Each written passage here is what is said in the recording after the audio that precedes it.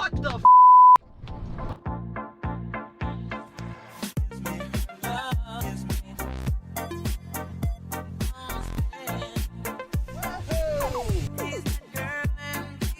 Alright folks, so here is the 1996 Cadillac Seville that I purchased from the auction yesterday for $275. After the auction fees, I own this car for $365 out the door. So I didn't do much filming after I picked up the car because I had to rush back up there with a U-Haul trailer to get this thing home. I did not drive it home because I believe this car needs an alternator. Now, when I drove through the auction, it had a jump pack connected to it, and it did say jump to run on the window, which usually indicates that there's a charging issue of some sort.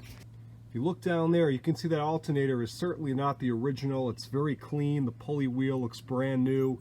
Everything's black and silver and not corroded like the other parts. So the alternator has definitely been replaced at some point, and probably recently. I don't think it was very recently, but recently enough. However, I see a lot of cases where people put alternators into these Cadillac North Star engines, and they'll get a remanufactured one from AutoZone or Advanced Auto Parts or O'Reilly's, whatever, not an original AC Delco brand new one, and they never quite work right. They'll charge too low, or they won't charge at all, or they'll charge, but they'll leave a low charging code on the dashboard. So I'm not sure yet what's going on with this one. Yesterday, when I bought the car at the auction, the battery was stone cold dead. However, if you look back here, you can see at the trunk, the electric pull down the trunk is not operating, so the trunk is open a crack, and the car thinks the trunk is completely open, which was leaving the lights on in the interior. So I'm sure it's what drained the battery completely. And when they put the booster pack on the car just to drive it through the auction, it obviously wasn't a deep cycle charge in the batteries. The second they pulled the booster pack off, it died. And I did put it on my charger overnight, and it charged it right up, no problems. I put it back in this car today. It fired right up. It ran fantastic, and it stayed running for 40 minutes. The voltage did gradually drop little by little. When I finally checked the voltage after a while, it said 12.5 volts. About 20 to 30 minutes later, it was down, fluctuating between 11.8 and 12. I have a much more advanced scan tool now, and I plugged it into this car. And the scan tool is saying that the alternator is not charging as much as it should be. So it probably does have some type of electrical issue, maybe bad wiring job when that alternator was installed. Maybe a bad ground somewhere, but usually with these cars, it is the alternators that are put in. If it's not an original AC Delco alternator, they have problems. So we'll see. I'm not going to throw any parts at it yet. The whole reason I bought this car, and I'm not quite sure I mentioned it earlier in the video, was for parts, believe it or not. This Seville has 4 brand new Pirelli all-season tires on it, all the way around. And the chrome wheels are in excellent condition. I just gave them a quick wipe down, and it's just brake dust on there. There's no pitting or peeling on the wheels or corrosion. So the way I looked at it was, if I got this car for under $400, I had 4 brand new tires on nice wheels, and whatever other miscellaneous parts I could put onto my Seville over here, which I think this one's a 93. I don't even remember, I bought it so long ago. But this is a 4.9 Seville, and this one has 4 very dry rotted, one that completely blew out tires, and the wheels, while they probably would clean up nice, they're not as sporty as the wheels on the other Seville I just showed you. Still very nice looking wheels, but a little more DeVille looking to me and less Seville looking. Now I figured this thing was probably donated because the North Star was overheating, the head bolts hadn't been done, but at least for my testing today, letting it run for 40 minutes out here in the 90-degree heat, with the AC off, it did not overheat at all. The coolant isn't low, and it's not new looking coolant, so clearly it hasn't just been having coolant dumped into it. The electric fans work properly. The engine's maintaining temperature right around 200 degrees, sitting at idle. So I don't think she's an overheater. Certainly not a conclusive test. You really have to drive them and drive the hell out of them to see for sure. But again, it seems like the engine's fine. I think this thing was donated because it was starting to have issues with the charging system again after this guy probably put a new alternator in it very recently and said, you know what, I'm done. When I bought this car, the title that the auction gave me shows that this vehicle was purchased in 2000. Someone owned this vehicle for a long time. They clearly maintained it, probably garaged it, looking at the paint. There is a lot of scratches on it, but the paint's in excellent condition. Now that I look at this car, that it runs very well, it doesn't misfire at all, it doesn't overheat. There's no check engine codes, the brakes are good, and it's been on the road very recently. It's still inspected. And this has 164,000 miles, so I'm willing to bet the head bolts are probably already done on this engine, or this guy just got lucky when he bought this car and got one that did not have a head bolt failure problem. I'm looking at this car now and I feel bad parting it out. It has a lot of life left in it clearly. I'm not sure if I would keep it for my collection. You can see the interior is in great condition. Windows do go up. I just have them down because it's very hot today. The AC is not blowing cold, but it looks like a lot of the AC components have been replaced, so maybe something minor. But you can see the interior is in great condition. It's also the same color as my other Seville, so any parts I want to take out of this one should fit right in the other car, no problem. Although the interior in the other one's in great shape as well. So again, the only thing I really needed from this car was the wheels and tires. So I'm going to clean up this engine bay, even if I end up getting rid of this car in the end.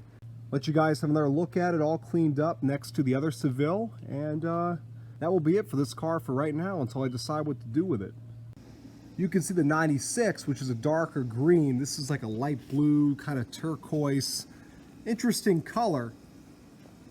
Both these colors I can't say I've ever seen in a Seville before. That's not to say they're not out there in these colors, but typically I see white or black, not this dark green that is very similar to my Bullet Mustang in that when you look at it in a dark light, it looks black, and if you look at it in the light, you can see the green. And again, this car is more of a light blue-green mix. I just wanted to point out some of the small differences on these cars and let you guys see them both together. Like I mentioned earlier in the video, this one needs the pull-down fixed for the trunk. This one's closing just fine. I also have the muffler for this car in the trunk. It rotted off right where it connects. Otherwise, it's in good shape. Some small tweaks here and there between the 96 and the 93. So take a look and I'll bring you over to the 93 interior. My personal preference is the 93's interior. It's got a little more of that older GM quality. I like the seats a lot more, and this car does have 70,000 less miles, so certainly the interior has less wear than the 96 over there. But still, both interiors are in great shape. So obviously the North Star has a lot more power output than the 4.9, but when it comes to reliability, this is the way to go. However, when you find a well-maintained North Star like this one right here, while it still won't be as smooth of a road as it is owning a 4.9 or a 4.5 Cadillac V8, they can be reliable, and the extra power and better fuel economy is certainly not a thing to be upset about. It's just when you start smelling that burning coolant smell that you wish you had that engine right there. You can see here's those original keys. I love the gold Cadillac keys. I wish the 93 had that like my Alante in this car.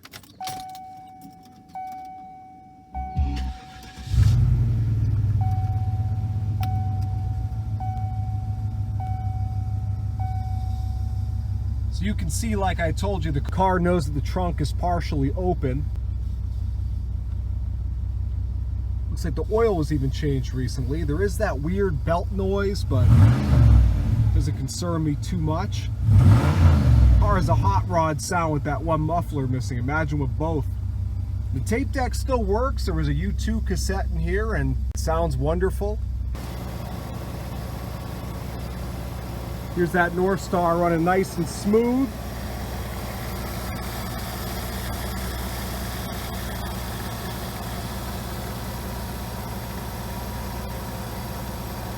I'll tell you what, that's one thing I've always loved about the North Star V8. These things run as smooth as a V12 engine. It's unbelievable how smooth they run. So I think we'll leave it at that for now. Expect to see more of these vehicles in the future. I apologize for those of you who have been asking me for updates on the 93. I certainly hope to get around to it soon. I've been very busy the past few months. I know I always say that in my videos. Alright guys, real quick video clip here. An update and a goodbye, hopefully, to my 1996 Cadillac Seville that you saw me buy in this video. Now I bought this car quite a few months ago. I think it was in May. or June, maybe it was July. It might have been July. It's not that long ago, about 2 months ago now, just about, being that we're in the last few days of August here. But as I said in the earlier clips, at least I think I said, the real reason I bought this car, maybe it has some parts I can use on my 93, even though this is a North Star car and my 93 is a 4.9. So when I looked at that Seville, it had 4 brand new Pirelli tires on it, all around, brand new, on these beautiful chrome wheels. It'll still be cheaper than buying new wheels and tires for this car, because the wheels in this car were very pitted and a little bit uglier in my opinion. It ends up, the 96 Seville is a good vehicle. It does not overheat. Transmission shifts perfectly. Has some issues, like the driver's window doesn't work, the AC doesn't work, and the charging problem, which I mentioned earlier in the video. At the time I wasn't quite sure what it was, but it was pretty safe to assume it was the alternator. It's a very typical issue with these older Cadillacs with North Star. If the alternators have problems, I wanted to make sure I got a good home and not just someone who was going to use it as a beater and trash it. And I found a guy who loves the car. He lives an hour north and has no way of getting here, but he's a big Cadillac guy. He has a couple other ones, and he wants to fix this thing up and use it as a daily driver. He's aware of all the issues. He has no problem changing an alternator on one of these things, so it's a good car for him, and he's paying me more than I was asking for the car to deliver it. There's always the risk that I get up there and the guy doesn't want the car or some bullshit happens, but I've been talking to him for a few days. Seems like an honest guy. Seems like this will be fine, and I have to use this dolly later today anyway in that area. So worst case scenario, if he doesn't buy it, I'll drop this thing off in a parking lot, use the dolly as I was supposed to, and then just come back and get the car later on. So hopefully he buys the car. He'll be giving me $600 for it. I'm making a profit on it, even after all the auction fees. And then I got to put these beautiful wheels and tires in my 93, and I swapped over the wheels and tires from the 93 onto this one. So I gotta get out of here, head up to him. I'm already running a little bit late,